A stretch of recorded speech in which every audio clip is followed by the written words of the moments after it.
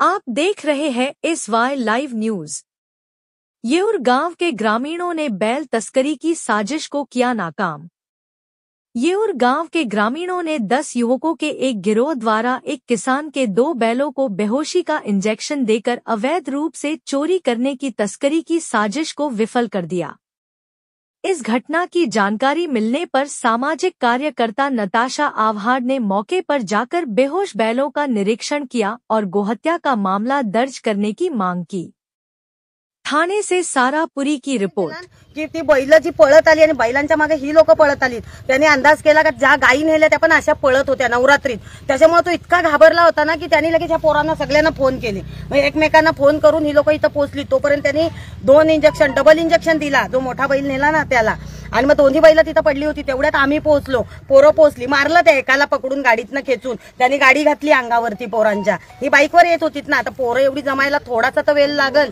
पोरा एक गाडी पण डॅमेज केली आणि डायरेक्ट पोरांच्या अंगावर बाईकवरती ती जी बैल न्यायला गाडी आणलेली ना ती बंद हे केली।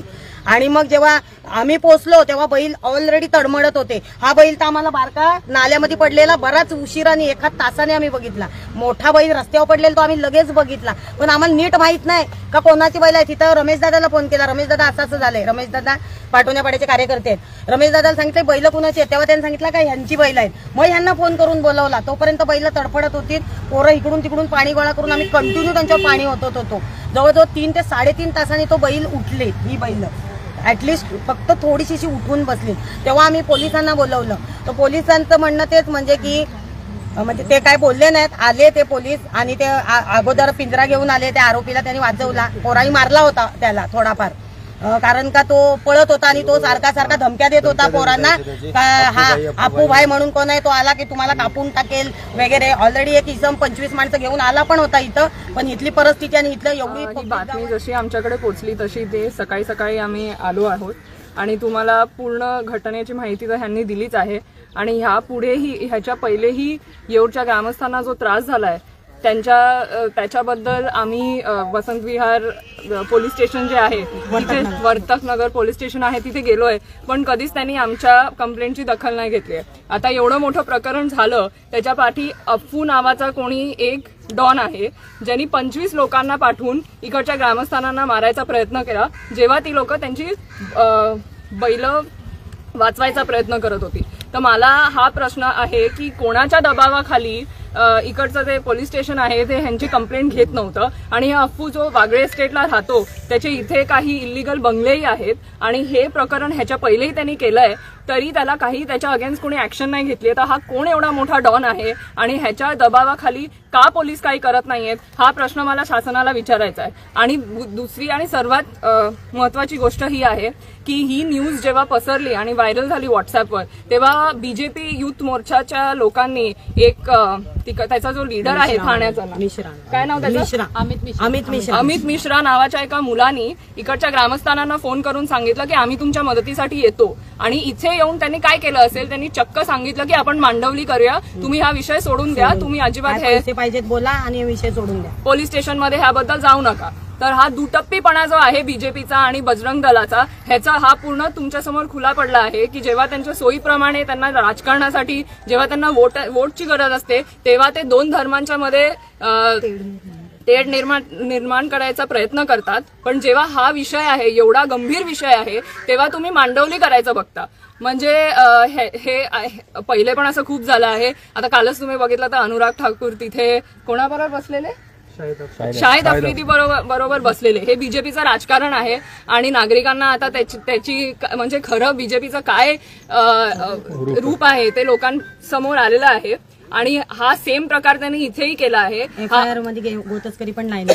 हा, आणि सर्वात महत्वाची गोष्ट सगळे पुरावे असूनही ह्या लोकांकडे ते इंजेक्शन आहेत ज्याच्यानी ह्या बैलांना त्यांनी बेशुद्ध केलं, ते सगळे पुरावे असूनही गौहत्याचा कलम पोलीस स्टेशननी त्याच्यात टाकला नाही आहे।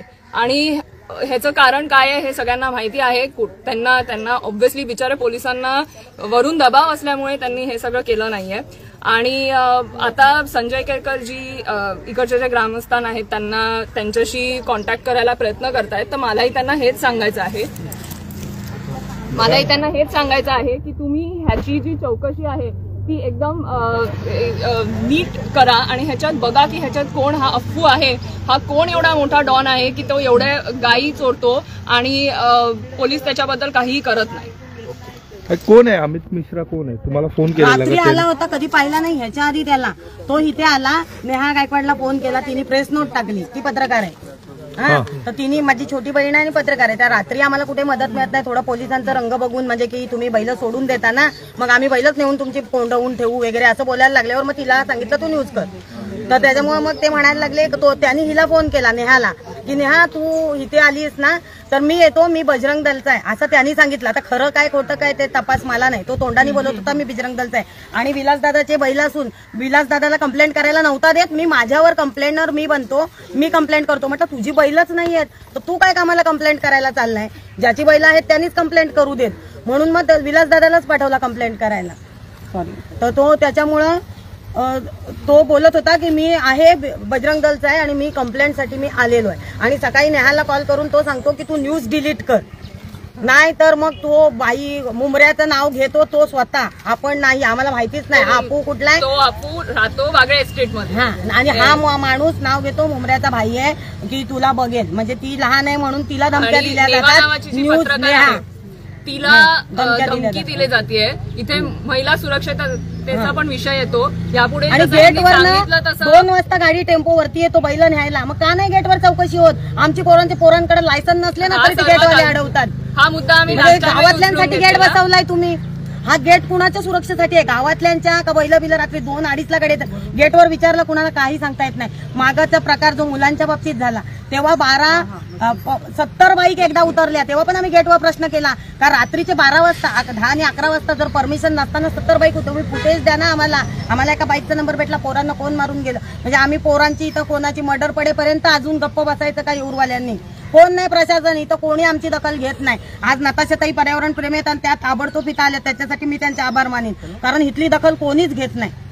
नेवा नावाची इकडे एक जर्नलिस्ट राहते, तिलाही बीजेपीच्या लोकांनी आणि बजरंग दलांच्या लोकांनी येऊन इथे ब्लॅकमेल केलं की तू ती न्यूज डिलीट कर, नाही तर आम्ही काहीतरी करू. इथे महिला सुरक्षतेचा पण विषय येतो, हेही त्यांनी पोलीस स्टेशनमध्ये सांगितलं आणि त्या सिनियर पीआयनी त्याच्यावर काही ऍक्शन घेतली नाही. आता त्यांनी जसं सांगितलं तसं 2 महिन्यापूर्वी अजूनही असा एक इन्सिडेंट झालेला जिथे इकडच्या बायकांवर इफ टीझिंगचं प्रकरण होतं, त्याचीही नोंद पोलीस स्टेशनने घेतली नाही, फक्त एनओसी दाखल केली, एनसी दाखल केली, पाठवून दिलं.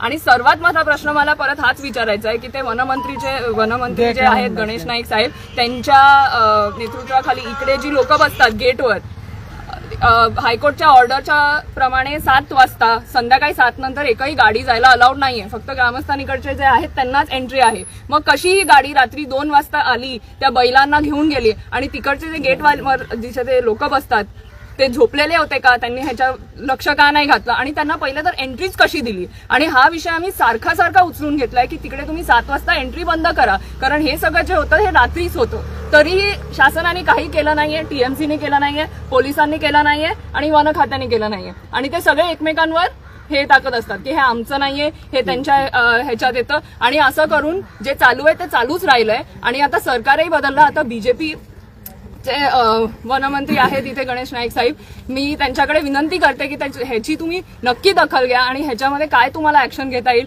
ती घ्या.